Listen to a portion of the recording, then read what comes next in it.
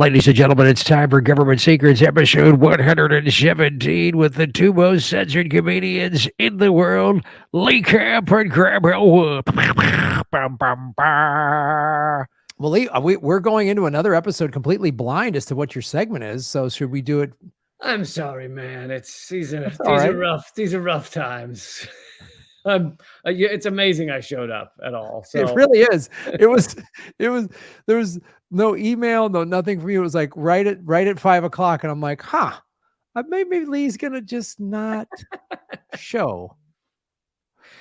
It's amazing coming from the guy who generally we don't know what your topic's going to be until an hour before, because that's when you start Googling CIA and then you type in a letter. And so somehow I have procrastinated the king procrastinator. I know when I'm the guy who's like, wow, Graham really has it dialed in way in advance. Then you are in trouble, sir. You are in dire straits.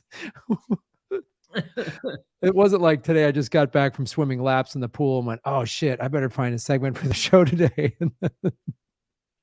Well, you're going to like this one. It is the origins of the 1918 Spanish flu. Yes. Shall I get going? Is there a funny noise that's needed?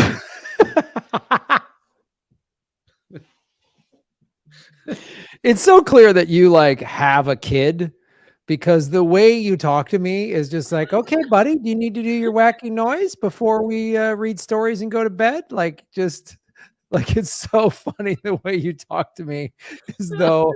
No, I like the funny noise. I'm a fan.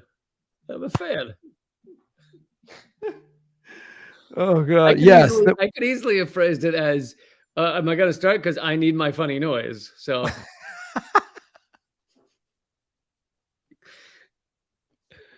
You know, it's out of love. It's out of love. Sure, I know.